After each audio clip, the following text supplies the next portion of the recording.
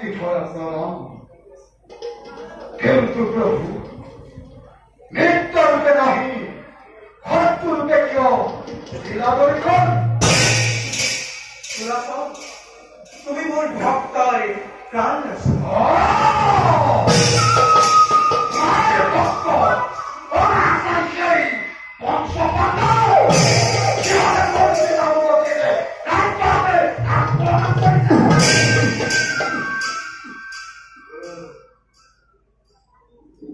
আর জগৎকর্তা হয়েছ কি আমিও রাজ্য আক্রমণ করা তুমিও